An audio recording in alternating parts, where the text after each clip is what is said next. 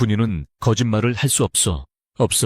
국간쌀이 입에 맞지 않으실까봐 새로 조금 구해왔습니다. 라고 둘러댔습니다. 도령은 더 이상 묻지 않고 묵묵히 죽을 비웠지만 그 마음속에는 분이에 대한 고마움과 함께 집안 살림을 쥐고 흔드는 안집사에 대한 의구심이 커져만 갔습니다. 도령은 이제 알 수 있었습니다.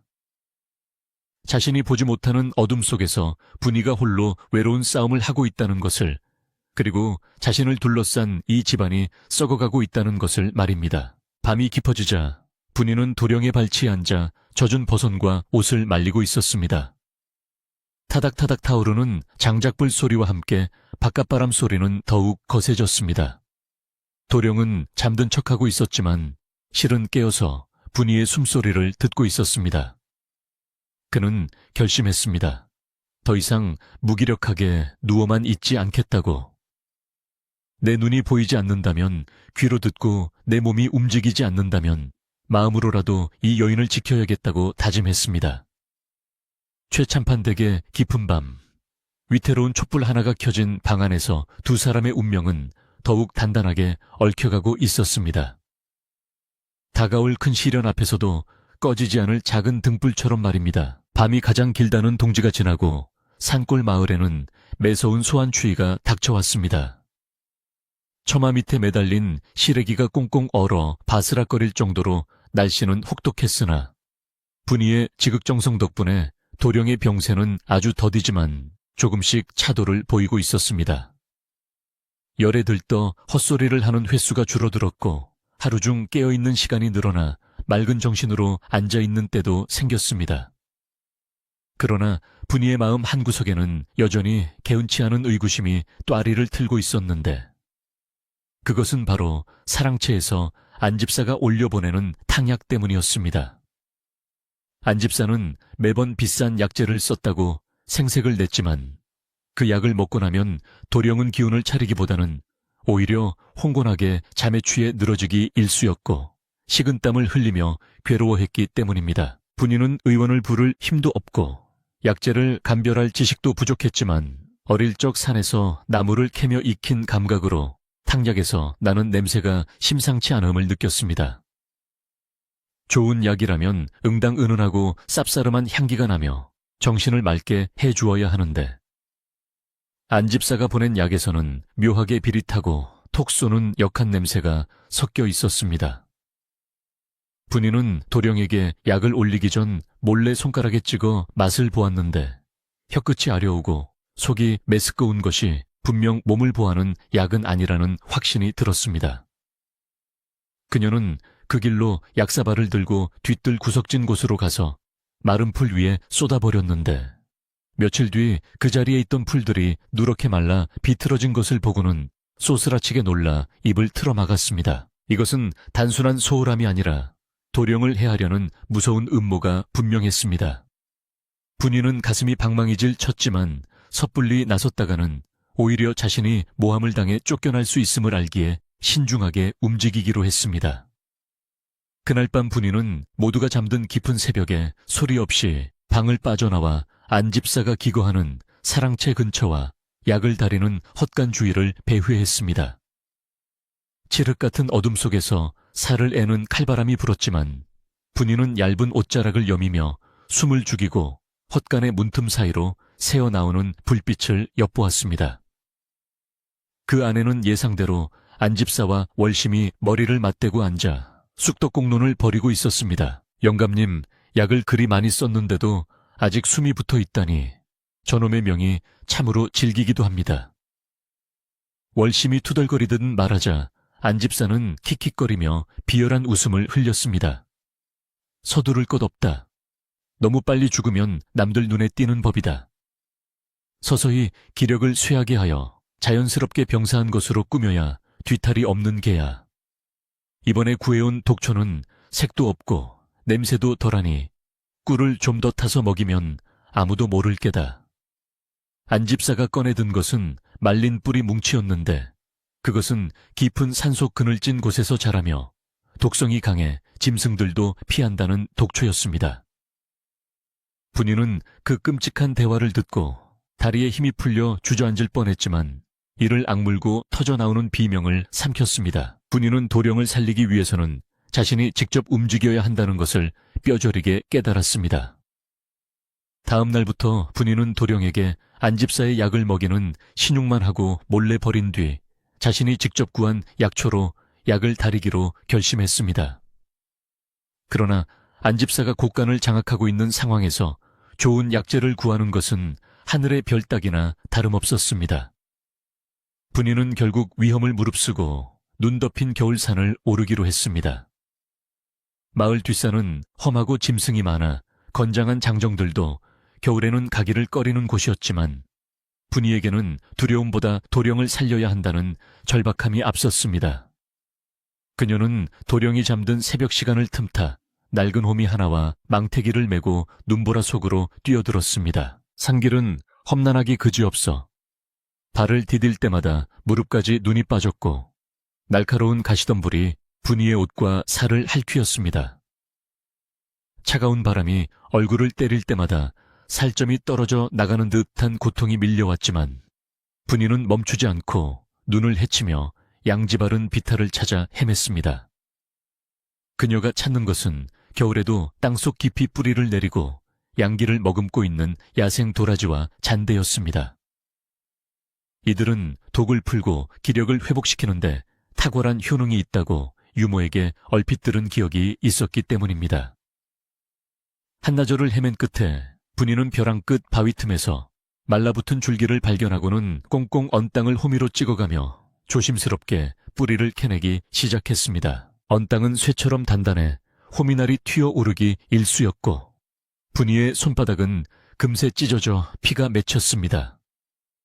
하지만 분이는 손에 입김을 불어가며 필사적으로 흙을 파내었고 마침내 굵직하고 향이 짙은 도라지 뿌리 몇 개를 얻을 수 있었습니다. 흙 묻은 뿌리를 품속 깊이 갈무리하며 분이는 세상을 다 얻은 듯 기뻐했지만 돌아오는 길은 갈 때보다 더 험난했습니다. 해가 기울어 기온이 급격히 떨어졌고 멀리서 늑대 울음소리가 들려왔기 때문입니다. 분이는 굴러떨어지듯 산을 내려와 마을 어귀에 도착했을 때쯤에는 거의 탈진 상태였으나 품속의 약초가 얼지 않았는지 확인하고서야 안도의 한숨을 내쉬었습니다. 집으로 돌아온 분이는 안집사와 월심의 눈을 피해 사람들이 잘 다니지 않는 별차에 뒤편에 버려진 아궁이에 작은 옹기단지를 걸고 약을 다리기 시작했습니다. 연기가 많이 나면 들킬까 염려하여 마른 쑥대와 숯을 조금씩 넣어 불을 조절했고 행여나 냄새가 퍼질까봐 젖은 거적을 덮어두는 치밀함도 보였습니다. 몇 시간의 정성 끝에 진하게 다려진 약물을 작은 사발에 담아 도령에게 가져가니 도령은 코를 킁킁거리며 낯선 냄새에 고개를 갸웃거렸습니다. 이것은 평소 마시던 약 냄새가 아니구나. 흙냄새와 풀냄새가 섞여 있대. 역하지 않고 맑은 기운이 느껴진다. 분이는 도령의 예민한 감각에 놀라면서도 차분하게 대답했습니다. 도령님, 이것은 제가 산에서 구한 귀한 뿌리를 달인 물입니다. 사랑채에서 올리는 약은 잠시 물리시고 당분간은 이 약을 드셔보십시오. 도령은 분이의 목소리에 담긴 간절함과 떨림을 감지하고는 두 말 없이 약사발을 받아 단숨에 들이켰습니다. 쌉싸름하면서도 끝맛이 단 약물이 목을 타고 넘어가자 도령의 창백한 얼굴에 희미하게 남아 혈색이 도는 듯. 됐습니다. 속이 따뜻해지는구나. 머리를 짓누르던 안개가 조금 걷히는 기분이다. 도령의 말에 분이는 그제야 긴장이 풀려 다리에 힘이 빠지는 것을 느꼈습니다. 며칠이 지나자 도령의 변화는 눈에 띄게 나타났습니다.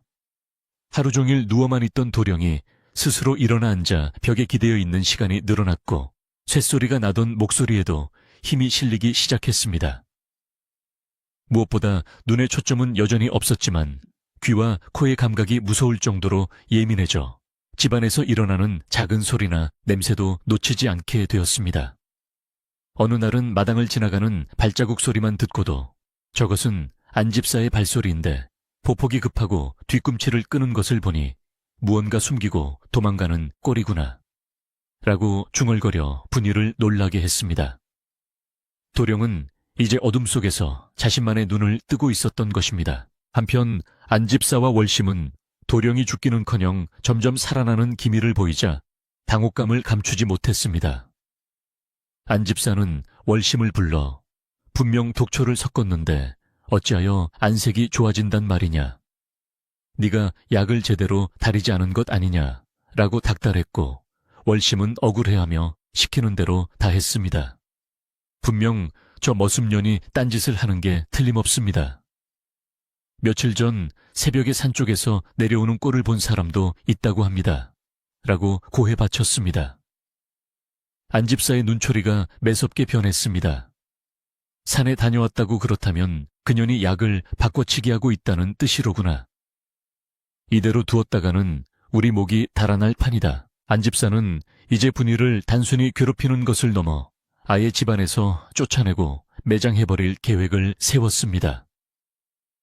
곧 다가올 최참판의 생신잔치가 그들에게는 절호의 기회였습니다.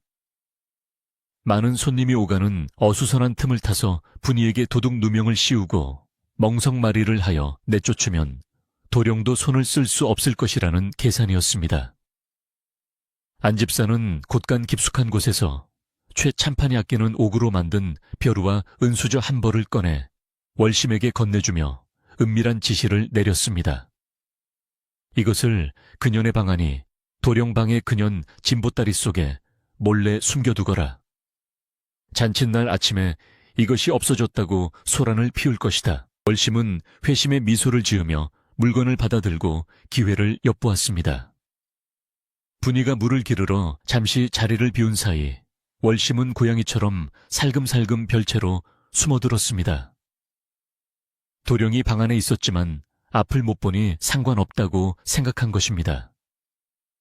월심은 소리 없이 문을 열고 들어가 구석에 놓인 분이의 낡은 보찜을 풀고 그 안에 옥벼루와 은수저를 깊숙이 찔러 넣었습니다. 그때 벽을 보고 앉아있던 도령이 갑자기 고개를 획 돌리며 낮은 목소리로 물었습니다.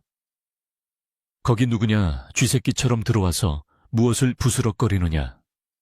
월심은 심장이 덜컥 내려앉았지만 숨을 꾹 참고 움직임을 멈췄습니다. 도령은 보이지 않는 눈으로 허공을 응시하며 말을 이었습니다.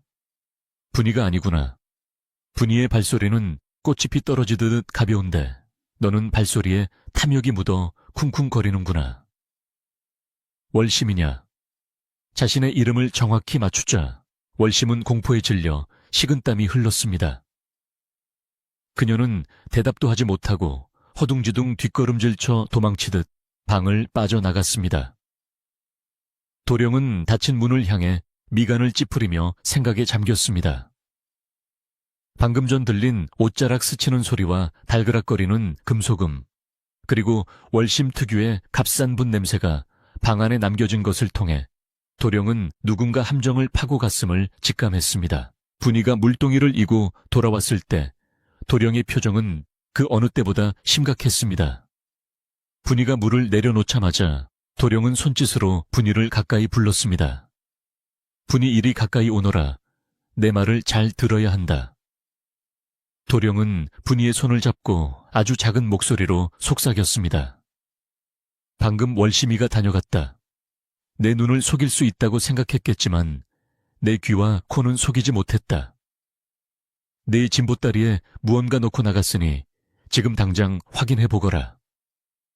분이는 깜짝 놀라 자신의 보찜을 열어보았고 그 안에서 번쩍이는 옥벼루와 은수저를 발견하고는 얼굴이 하얗게 질렸습니다. 도령님, 이것은 주인 어른께서 아끼시는 물건들입니다.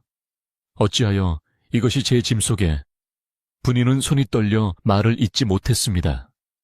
도둑 누명을 쓴다는 것이 어떤 의미인지, 그것이 하인에게 얼마나 치명적인 일인지 너무나 잘 알고 있었기 때문입니다. 도령은 침착하게 분이의 손을 잡아 진정시키며 말했습니다. 놈들이 파놓은 함정이다. 아버님 생신날 너를 도둑으로 몰아 내치려는 수작이겠지. 지금 이것을 제자리에 갖다 두면 놈들은 또 다른 함정을 팔 것이다. 그러니 차라리 우리가 이 함정을 역이용해야 한다. 도령의 목소리에는 전에 없던 결기와 지략이 서려 있었습니다. 역이용이라니요? 당치 않습니다. 저는 무서워서. 분이가 울먹이자 도령은 단호하게 고개를 저었습니다. 두려워 마라. 내가 있지 않느냐. 나는 이제 예전에 병든 껍데기가 아니다. 네가 나를 살렸으니 이제 내가 너를 지킬 차례다. 물건은 그대로 두거라. 그리고 아무 일도 없었던 듯 행동해라. 놈들이 방심하고 덤벼들 때, 그때가 바로 놈들의 목을 칠 기회다. 도령의 소나귀 힘은 놀라울 정도로 강해져 있었고 분이는 그 힘에서 믿음직한 의지를 느꼈습니다. 두 사람은 다가올 폭풍우를 앞두고 서로를 의지하며 비장한 각오를 다졌습니다. 최참판의 생신 전날 밤 집안은 잔치 준비로 분주했습니다. 전 부치는 기름 냄새가 진동하고 하인들은 술독을 나르느라 정신이 없었습니다. 그러나 이 흥겨운 분위기 속에서 안집사와 월심은 은밀한 눈빛을 교환하며 때가 되었음을 알렸습니다. 내일 아침이면 저 꼴보기 싫은 년도 끝이다. 멍석에 말려 피투성이가 되어 쫓겨날 테지. 안집사는 미리 준비한 몽둥이를 만지작거리며 잔인한 상상을 즐겼습니다. 그 시각 분이는 도령의 방에서 마지막으로 약을 달여 올리며 불안한 마음을 달래고 있었습니다. 분이 오늘 밤은 바람 소리가 다르구나. 마치 사냥을 앞둔 맹수의 숨소리 같다. 도령이 찻잔을 내려놓으며 말했습니다. 분이는 창호지 문 밖에서 들리는 바람 소리에 귀를 기울였습니다. 예, 도령님, 내일은 눈이 많이 올 것 같습니다. 눈이 오면 더 좋지. 더러운 것들을 하얗게 덮어줄 테니.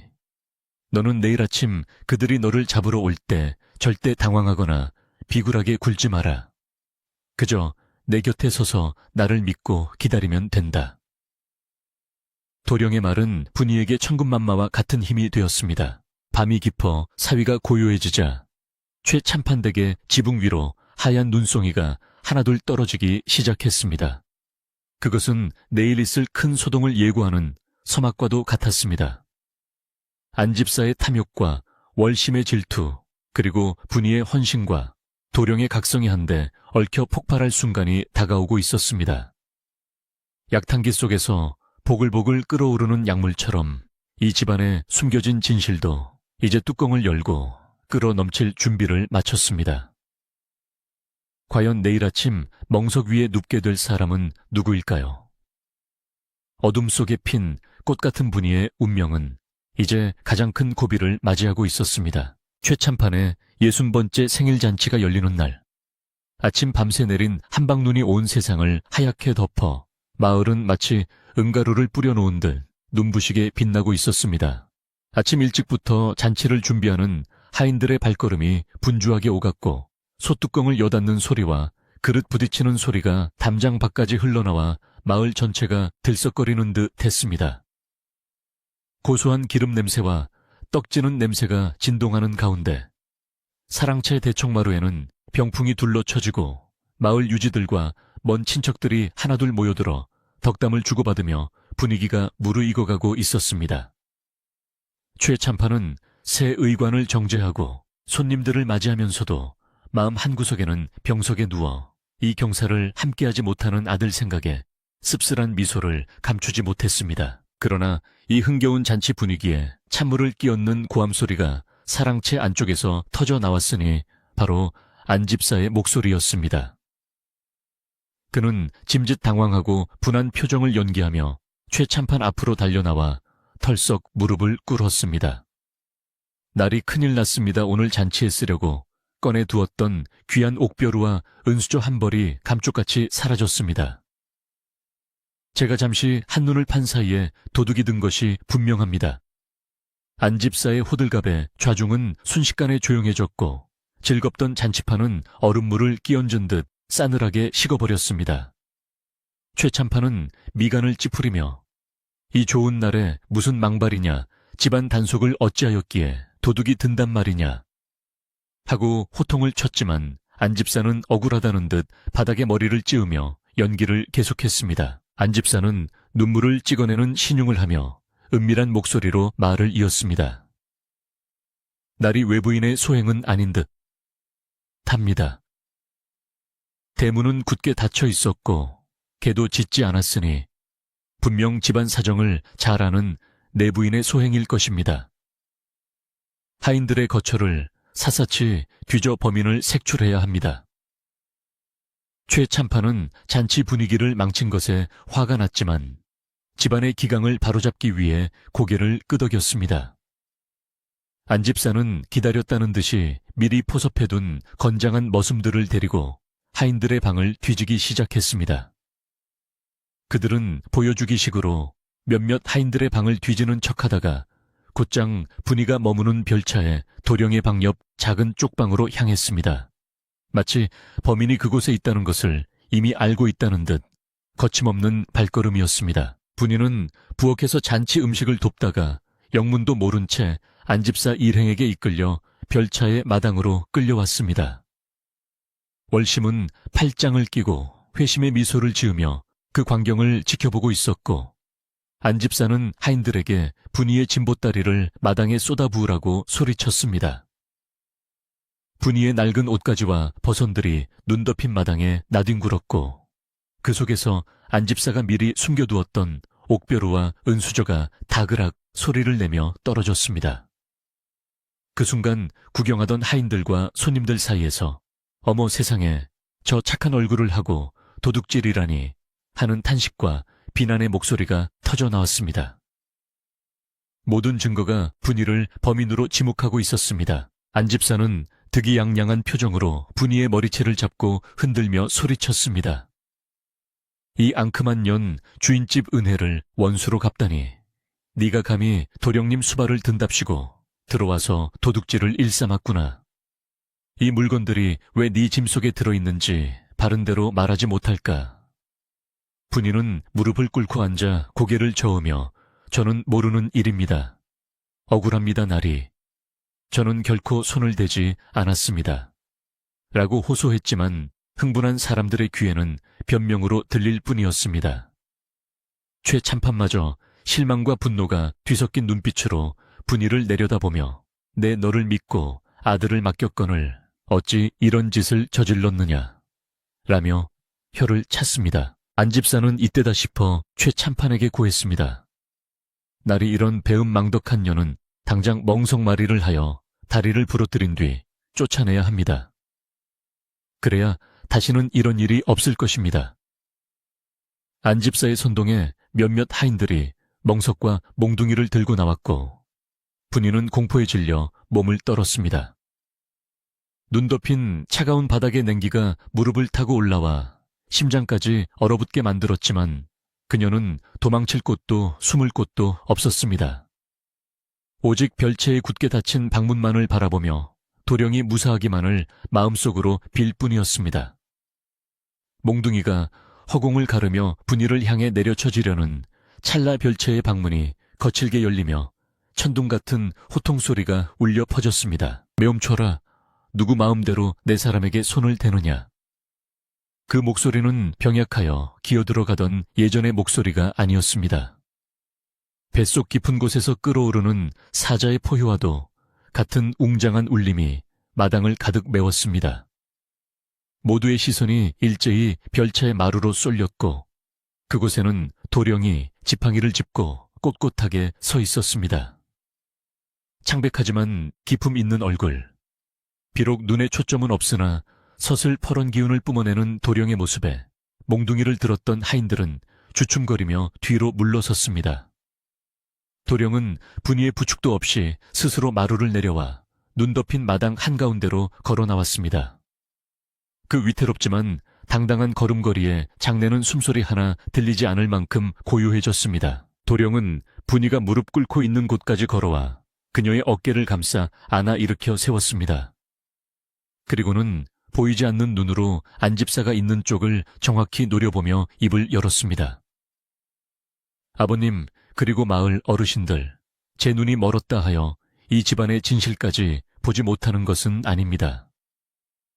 오늘 이 소동은 저 여인을 내쫓고 집안을 마음대로 주무르려는 간악한 자들의 모략입니다. 도령의 말에 안집사는 당황하여 얼굴이 불그락푸르락해지며 도령님 무슨 말씀을 하시는 겁니까?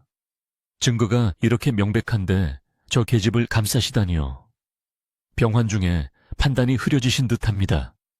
라고 반박하려 들었습니다. 그러자 도령은 코웃음을 치며 주머니에서 종이 한 장을 꺼내 보였습니다. 증거라 하였느냐? 여기 진짜 증거가 있다. 이것은 안집사 네가 내 약에 섞으라며 월심에게 건넨 독초 찌꺼기다. 분이가 이것을 몰래 빼돌리지 않았다면 나는 벌써 저승객이 되었을 것이다. 도령의 폭탄 선언에 장내는 술렁거리기 시작했습니다. 최 참판은 믿을 수 없다는 표정으로 안집사를 바라보았고 안집사는 식은땀을 흘리며 뒷걸음질 쳤습니다. 도령은 멈추지 않고 계속해서 안집사를 몰아세웠습니다. 어제 저녁 월심이가 내 방에 몰래 들어와 분이의 보찜을 뒤지는 소리를 내 두 귀로 똑똑히 들었다. 옥벼루가 부딪히는 둔탁한 소리와 은수저가 스치는 소리, 그리고 월심이 뿌리는 싸구려 분 냄새가 방 안에 진동했지. 도령은 지팡이 끝으로 월심을 가리키며 물었습니다. 월심아, 네가 내 방에 들어와 분이의 짐에 물건을 넣을 때 내가 물었지. 누구냐고. 너는 대답하지 못하고 도망쳤으나 내 옷자락 스치는 소리와 가쁜 숨소리는 숨길 수 없었다. 지금 내 소매 끝에서 나는 분 냄새가 어제 내 방에 남겨진 냄새와 똑같구나. 그래도 아니라고 발뺌하겠느냐. 월심은 사색이 되어 다리를 후들거리더니 그 자리에 주저앉고 말았습니다. 도령의 감각은 너무나 예리하고 정확하여 변명할 여지조차 없었기 때문입니다. 상황이 불리하게 돌아가자 안집사는 이건 모함입니다. 눈먼 병자의 헛소리를 믿으십니까? 라고 발악하며 최 참판에게 매달렸습니다. 최 참판은 아들의 당당한 모습과 공포에 질린 안집사 월심의 태도를 번갈아 보며 사태를 파악했습니다. 무엇보다 죽어가던 아들이 저토록 기운을 차리고 나와서 자신을 지키려는 모습에 가슴이 뭉클해졌습니다. 최 참판은 안집사를 매섭게 뿌리치며 닥쳐라, 내 놈이 내 아들의 눈과 귀를 속일 수 있다고 생각했느냐. 내 아들이 살아난 것이야말로 네 죄를 입증하는 증거다. 라고 일갈했습니다. 그러고는 하인들에게 명령을 내렸습니다. 당장 이놈과 저 계집을 포박하여 관하로 넘겨라. 내 집안을 망치고 아들을 해하려 한 죄를 엄히 물을 것이다. 건장한 머슴들이 달려들자 안집사와 월심은 비명을 지르며 끌려나갔습니다. 살려주십시오. 날이 다시는 안 그러겠습니다. 그들의 애원 소리가 멀어지자 마당에는 다시 정적이 찾아왔습니다. 도령은 긴장이 풀린 듯 몸을 휘청거렸고 분이가 얼른 그를 부축했습니다. 최 참판은 아들에게 다가와 떨리는 손으로 어깨를 잡았습니다. 미안하다. 아비가 어리석어 너를 죽일 뻔했구나. 그리고 분이 너에게도 씻을 수 없는 죄를 지었다. 최 참판의 눈시울이 붉어졌고 분이는 고개를 숙이며 아닙니다, 어르신. 도령님이 무사하신 것만으로도 다행입니다. 라고 눈물을 흘리며 대답했습니다. 소란이 가라앉고 눈이 그친 오후 최 참판 댁은 모처럼 활기를 되찾았습니다. 억울한 누명을 썼던 분이는 안채의 따뜻한 물로 목욕을 하고 깨끗한 새 옷으로 갈아입었습니다. 최 참판은 분이를 며느리 대하듯 정중하게 사랑채로 불렀고 잔치에 모인 손님들에게 분이를 소개했습니다. 이 아이가 내 아들을 살린 은인입니다. 비록 신부는 미천하나 그 마음만은 어떤 양반 댁 규수보다 고귀하니 앞으로 내 딸처럼 여기고 아끼겠습니다. 마을 사람들은 분이의 지조와 용기에 감탄하며 박수를 보냈고 그동안의 오해와 비웃음은 봄눈 녹듯 사라졌습니다. 그날 저녁 잔치 손님들이 모두 돌아가고 집안에는 평온한 어둠이 내려앉았습니다. 도령과 분이는 별채 마루에 나란히 앉아 눈 쌓인 마당을 바라보았습니다. 처마 끝에 매달린 풍경이 바람에 흔들려 맑은 소리를 내었고 도령은 따뜻한 찻잔을 손에 쥔 채 입가에 옅은 미소를 머금었습니다. 분이 내 덕분에 오늘 내 목숨을 구하고 집안의 썩은 환부를 도려낼 수 있었다. 고맙다. 도령의 목소리는 더 이상 날카롭지 않고 부드러웠습니다. 분이는 도령의 찻잔에 차를 더 따르며 조용히 대답했습니다. 도령님께서 용기를 내어 나오지 않으셨다면 저는 오늘 억울한 귀신이 되었을 것입니다. 도령님께서 저를 구해주신 것입니다. 도령은 고개를 저으며 밤하늘을 올려다 보았습니다. 비록 별은 보이지 않았지만 그에게는 이제 마음의 눈이 있어 세상이 전보다 훨씬 밝게 느껴졌습니다. 나는 이제 안다. 눈으로 보는 것만이 전부가 아님을. 진실은 마음으로 보고 귀로 듣는 것임을 말이다. 너는 나의 지팡이이자 나의 새로운 눈이다. 도령의 손이 조심스럽게 분이의 손을 찾아잡았고 분이는 그 따뜻한 온기에 얼굴을 붉혔습니다. 두 사람의 손은 거칠었지만 맞잡은 온기는 그 어떤 비단보다 부드럽고 따뜻했습니다. 안집사와 월심이 떠난 자리는 금세 다른 성실한 일꾼들로 채워졌고 곳간의 열쇠는 공정하고 정직한 늙은 유모에게 맡겨졌습니다. 도령의 방에는 질 좋은 참숯이 피워져 훈훈한 공기가 감돌았고 분이가 다리는 약탕기에서는 향긋한 약 냄새가 피어올랐습니다. 도령은 이제 식사도 거르지 않고 잘 먹었으며 분이의 부축을 받아 마당을 산책하는 일도 잦아졌습니다. 마을 사람들은 두 사람의 모습을 보며 하늘이 맺어준 인연이라며 축복했습니다. 폭풍우가 지나간 자리에 더욱 단단한 땅이 굳어지듯 최참판댁은 큰 시련을 겪은 뒤 비로소 진정한 평화를 찾았습니다. 도령의 병도 마음의 안정을 찾으면서 하루가 다르게 호전되어 갔습니다. 밤이 깊어지자 도령은 분이에게 예시하기를 해달라고 청했고 분이는 나직한 목소리로 어릴 적 할머니에게 들었던 이야기를 풀어놓았습니다. 도령은 분이의 목소리를 자장가 삼아 편안하게 잠이 들었고 분이는 잠든 도령의 얼굴을 바라보며 이 행복이 영원하기를 기도했습니다. 그러나 이야기는 여기서 끝이 아닙니다. 악인이 사라지고 평화가 왔지만 도령의 눈이 아직 어둠 속에 갇혀 있다는 사실은 여전히 가슴 아픈 일이었기 때문입니다. 하늘은 지극한 정성에 감동하여 기적을 내린다고 했던가요? 분이의 헌신적인 사랑과 도령의 삶에 대한 의지가 만나 빚어낼 마지막 기적이 아직 남아있었습니다. 겨울이 가고 봄이 오는 길목에서 최참판댁에는 또 한 번의 놀라운 일이 기다리고 있었습니다. 긴 겨울이 지나고 마침내 산골마을에도 따스한 봄 기운이 스며들기 시작했습니다. 최참판댁에 기와 지붕 위에 쌓여있던 두꺼운 눈이 녹아 처마 끝으로 맑은 물방울이 되어 떨어지고 얼어붙었던 마당의 흙은 부드럽게 풀려 파릇파릇한 새싹들을 밀어 올리고 있었습니다.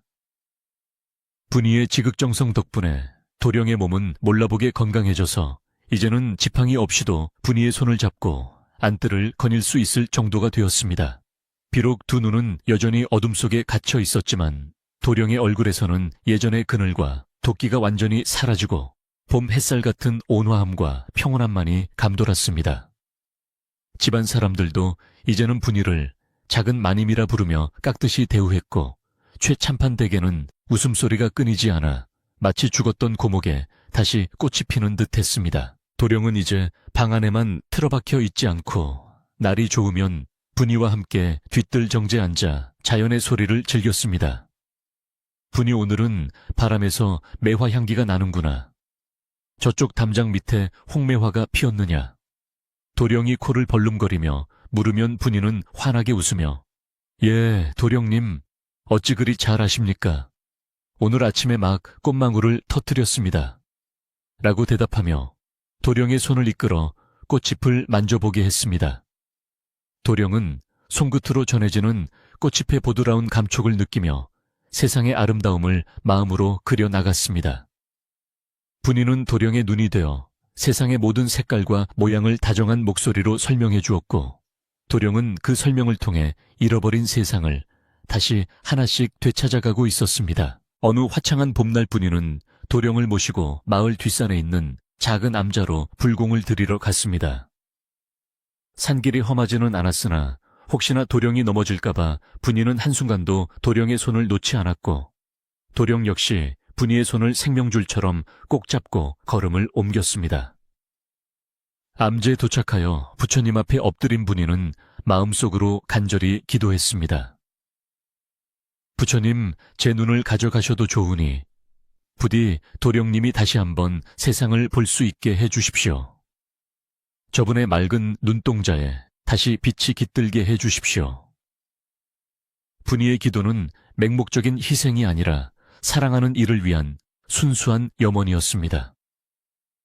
옆에 앉은 도령 역시 합장하며 마음속으로 빌었습니다. 제 눈이 뜨이지 않아도 좋습니다. 다만 평생 이 사람 분이의 손을 놓지 않고 지켜줄 수 있게 해주십시오. 기도를 마치고 내려오는 길, 갑자기 하늘에서 먹구름이 몰려오더니 소나기가 쏟아지기 시작했습니다. 두 사람은 급히 커다란 바위 밑으로 몸을 피했는데 좁은 바위 틈에서 서로의 어깨를 맞대고 앉아 빗소리를 듣게 되었습니다. 도령은 젖은 분이의 어깨를 자신의 도포자락으로 감싸주며 비가 차갑구나, 감기 들라 라고 걱정했습니다. 분이는 도령의 따뜻한 배려에 가슴이 뭉클해져 저는 괜찮습니다. 도령님께서 비를 맞으시면 안 됩니다. 라며 도령 쪽으로 몸을 더 밀착했습니다. 빗줄기 사이로 서로의 심장 소리가 들릴 만큼 가까워진 두 사람은 말없이 서로의 온기를 나누었고 그 순간 세상의 모든 소음이 사라지고 오직 두 사람만 존재하는 듯한 신비로운 정적이 흘렀습니다. 집으로 돌아온 그날 밤 도령은 깊은 잠에 빠졌다가 눈가에 찌릿한 통증을 느끼고 새벽녘에 잠에서 깼습니다. 마치 눈 속에서 불꽃이 튀는 듯한 강렬한 느낌에 도령은 신음하며 눈을 비볐습니다. 옆에서 쪽잠을 자던 분이가 인기척에 놀라 일어났습니다. 도령님 어디 편찮으십니까? 분이가 걱정스레 묻자 도령은 아니다. 눈이 몹시 뜨겁고 시리구나. 마치 강한 햇살을 정면으로 본 것처럼 아프다 라고 대답했습니다. 분이는 당황하여 차가운 물수건을 가져와 도령의 눈을 찜질해 주었습니다. 한참을 찜질하자 통증은 가라앉았지만 도령은 여전히 눈앞이 번쩍거리는 잔상 때문에 어지러움을 느꼈습니다. 다음 날 아침 기적은 예고도 없이 찾아왔습니다. 분이가 아침 새순물을 떠다 놓고 도령을 부축하여 앉혔을 때였습니다. 도령이 세수를 하고 고개를 드는데 칠흑 같던 어둠 속에 희미한 빗줄기가 스며드는 것이 느껴졌습니다.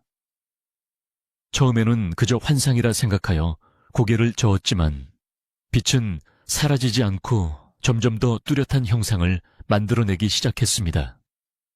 창호지 문을 뚫고 들어오는 아침 햇살, 그리고 그 햇살을 등지고 서 있는 여인의 실루엣이 뿌옇게 보였습니다. 도령은 떨리는 손을 들어 허공을 휘저으며 거기 누구냐? 라고 물었습니다. 늘 듣던 목소리, 늘 맡던 향기였지만 눈으로 확인하는 것은 실로 오랜만이었기에 도령은 자신의 눈을 믿을 수 없었습니다. 분이는 도령의 이상한 행동에 놀라 다가앉으며 도령님 접니다. 분입니다. 왜 그러십니까? 라고 물었습니다. 도령은 분이의 목소리가 들리는 쪽으로 시선을 고정하고 눈을 가늘게 떴습니다. 그러자 뿌옇던 형상이 점차 선명해지더니 걱정스러운 표정으로 자신을 바라보는 한 여인의 얼굴이 드러났습니다. 낡은 무명옷을 입었지만 그 누구보다 맑고 선한 눈동자, 오똑한 코, 그리고 자신을 위해 고생하느라 거칠어진 피부까지. 도령의 눈에 눈물이 핑 돌았습니다. 그는 떨리는 손을 뻗어 분이의 뺨을 조심스럽게 어루만졌습니다. 분이, 네가 보이는구나. 네 모습이 보인다. 도령의 말에 분이는 숨이 멎을 듯 놀라 입을 틀어막았습니다. 도령님, 정말이십니까? 제가 보이십니까? 이 손가락이 몇 개인지 보이십니까?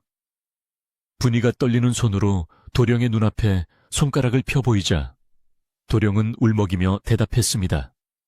5개, 그리고 마디마디 박힌 굳은 살까지 다 보이는구나. 그제야 분이는 도령의 품에 안겨 엉엉 울음을 터뜨렸습니다. 그것은 슬픔의 눈물이 아니라 그동안의 고통과 시련을 씻어내고 찾아온 벅찬 기쁨의 눈물이었습니다. 도령 역시 분이를 꼭 껴안고 하염없이 눈물을 흘렸습니다. 두 사람의 눈물이 합쳐져 바닥을 적셨고 방 안가득 따사로운 아침 햇살이 그들을 축복하듯 비추었습니다. 이 기적 같은 소식은 삽시간에 집안 전체로 퍼져나갔습니다. 최참판은 버선발로 별채로 달려와 아들의 눈을 확인하고는 그 자리에 주저앉아 통곡했습니다. 아이고, 천지신명님, 감사합니다. 조상님, 감사합니다. 내 아들이 다시 눈을 뜨다니 이게 꿈이냐 생시냐. 최참판은 아들과 분이를 번갈아 안으며 덩실덩실 춤이라도 출 듯 기뻐했습니다. 집안의 하인들도 모두 몰려나와 만세를 부르며 축하했고 늙은 유모는 부엌 조왕신에게 정화수를 떠놓고 감사의 절을 올렸습니다. 온 마을이 최참판댁 경사로 떠들썩해졌고 사람들은 지성이면 감천이라더니 머슴 처녀의 정성이 하늘을 감동시켰다며 입을 모아 칭송했습니다. 도령의 시력은 며칠에 걸쳐 완전히 회복되었고 예전보다 더 맑고 깊은 눈빛을 갖게 되었습니다. 최참판은 약속대로 분이를 정식 며느리로 맞이하기 위해 성대한 혼례를 준비했습니다. 더 이상 분이는 부엌대기 머슴이 아니었습니다. 그녀는 고운 비단옷을 입고 연지곤지를 찍은 아름다운 신부가 되어 꽃감에 올랐습니다. 마을 잔치는 사흘 밤낮으로 이어졌고 인근 마을 사람들까지 모두 모여 국수를 나누어 먹으며 두 사람의 앞날을 축복했습니다. 혼례청에 선 도령은 늠름한 모습으로 분이를 맞이했고 분이는 수줍은 미소로 도령의 손을 잡았습니다. 두 사람이 맞절하는 순간 하늘에서는 꽃비 같은 봄바람이 불어와 그들의 어깨를 어루만졌습니다. 혼례를 치른 후 도령은 다시 글공부에 매진하여 과거에 급제하였고 벼슬길에 올라 백성을 위한 선정을 베풀었습니다. 그는 자신이 아팠을 때 겪었던 고통과 소외감을 잊지 않고 병들고 가난한 사람들을 살피는 데 앞장섰습니다.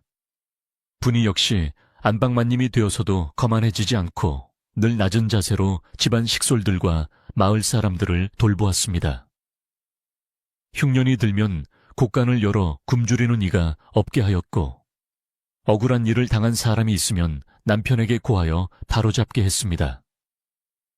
사람들은 부부를 살아있는 보살이라 부르며 존경했고 최참판댁의 명성은 대대손손 이어지게 되었습니다. 세월은 유수와 같이 흘러 도령과 분이의 검은 머리에 하얀 서리가 내리는 날이 왔습니다. 어느덧 노인이 된 두 사람은 툇마루에 나란히 앉아 마당에서 뛰어노는 손자들을 바라보며 평화로운 오후를 보내고 있었습니다. 아이들의 웃음소리가 담장을 넘어가고 마당 한 구석에는 예전에 분이가 심었던 매화나무가 굵은 고목이 되어 흐드러지게 꽃을 피우고 있었습니다. 도령하니 이제는 최대감이 된 그는 주름진 분이의 손을 잡으며 말했습니다. 부인 내 인생에서 가장 잘한 일은 과거에 급제한 것도 높은 벼슬을 한 것도 아니오. 그 옛날 춥고 어두웠던 방에서 당신이 내민 숟가락을 받아먹은 것이라오. 분이는 고운 주름이 잡힌 눈가에 미소를 지으며 대답했습니다. 영감도 참 짓궂으십니다. 저는 그저 배고프실까봐 드린 것뿐인데요. 두 사람은 서로를 마주보며 따뜻하게 웃었습니다. 그들의 눈빛 속에는 지난 세월 함께 겪었던 폭풍우와 햇살 눈물과 웃음이 고스란히 담겨 있었습니다. 비록 육신은 늙었으나 두 사람의 사랑은 잘 익은 술처럼 더욱 깊고 향기롭게 변해 있었습니다.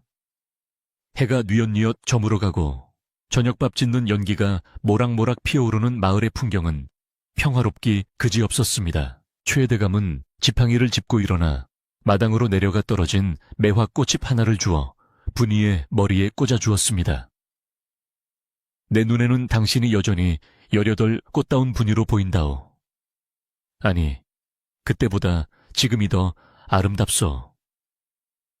분이는 소녀처럼 얼굴을 붉히며 망령이 나셨나 봅니다. 라고 타박했지만 그 목소리에는 행복이 가득 묻어났습니다. 저녁상이 들어오고 온 가족이 둘러앉아 따뜻한 밥을 먹는 소리가 정겹게 울려 퍼졌습니다. 숟가락 부딪히는 소리, 아이들의 제잘거리는 소리, 그리고 노부부의 다정한 대화 소리가 어우러져 세상에서 가장 아름다운 음악을 만들어내었습니다. 옛날 이야기는 여기서 끝이 납니다.